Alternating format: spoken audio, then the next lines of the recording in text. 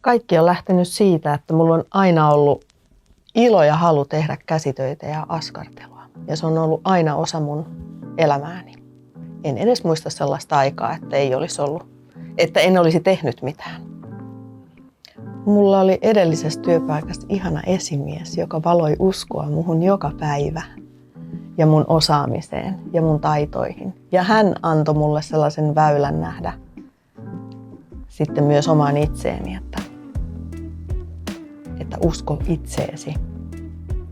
Mä halusin saada niin sanotusti pätevyyden sille mun osaamiselle ja hain silloin sitten kouluun, jotta mulla olisi virallista paperia sille, mitä mä jo periaatteessa kyllä tiesin aika hyvinkin.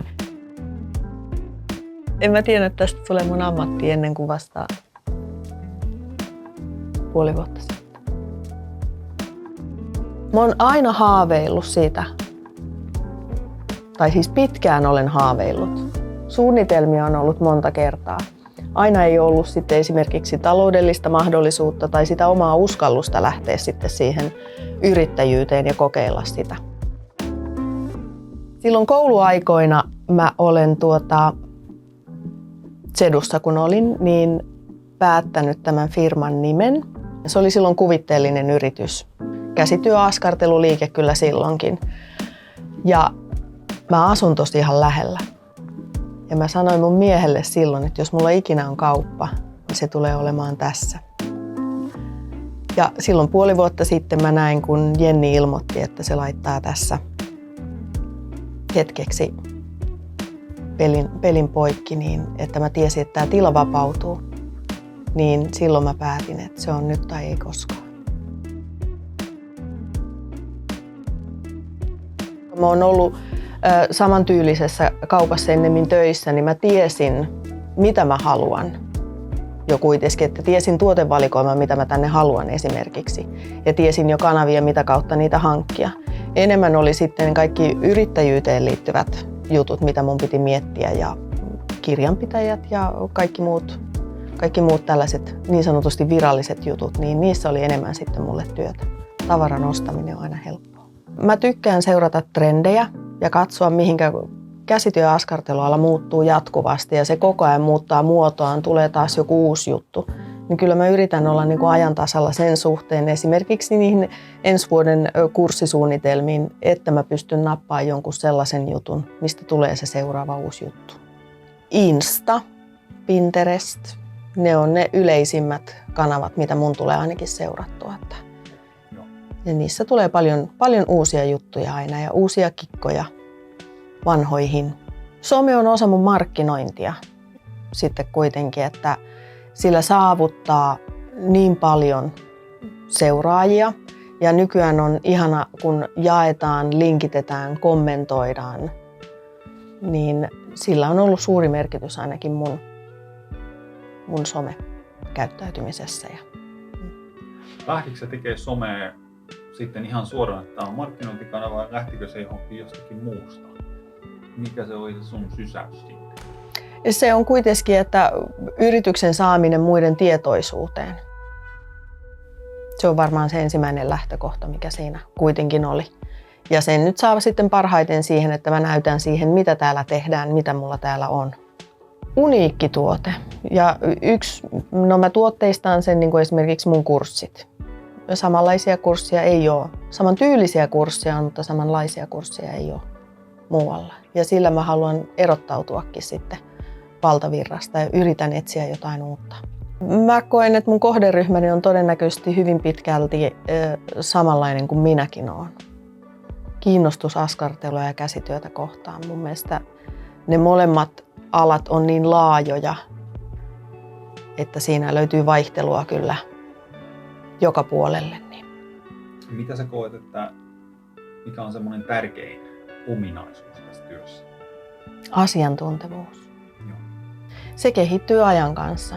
On se sitten tämä tai mikä muu tahansa ala, niin mun mielestä sulla pitää olla se, että sä tunnet sen sun alasi kunnolla. Sä osaat vastata asiakkaille kysymyksiin. Ja jos sä et jotain vaikka tiedä, niin sulla on se uteliaisuus ja kiinnostus ottaa selvää siitä Ja samalla oppii myös itsekin sitten esimerkiksi jostain uudesta käsityöjutusta, mitä ei ole ehkä vielä tavannut. Inspiroiva, asiantunteva ja uniikki. Ne kiteyttää tämän aika hyvin mun mielestä kaiken kaikkiaan sitten, että mä haluan, kun asiakas tulee tänne, että se inspiroituu näistä. Ei välttämättä edes tarvitse ostaakaan mitään, mutta että hänellä jää sinne takaraivoon, että mitä täältä löytyy tai mitä ideoita täältä voi. Ja aina voi tulla kysymään apua sitten siihen liittyen, että jos joku inspiroi, että mä neuvon kyllä. Sitten mullahan löytyy täältä myös kierrätyskorneri, missä on käytettyjä, enemmän tai vähemmän käytettyjä käsityötarvikkeita. Et kyllä mä tykkään, että kierrätys on oleellisena osana. Mulla on mun omia tuotteita, Made in Uppa-tuotteita, ne on tehty täysin kierrätystarvikkeista kuitenkin, että mitkä on myynnissä. Et se on sellainen pieni osa tätä, mutta sekin on sitten osaltaan myös sellaisena ehkä inspiroivanakin sitten muille, että muutkin näkee, että ei näinkin voi tehdä sitten vielä. Mä oon itse huomannut, että omalla kohdalla ainakin se suurin kynnys oli se oman itsensä uskominen siihen juttuun, mitä sä teet. Ja sen käännyttäminen omalle itselle niin kuin positiiviseksi niin on ollut varmaan se suurin työ sitten omalla uralla. Ja mä uskon, että se on varmaan monille muillekin, että ei uskota siihen.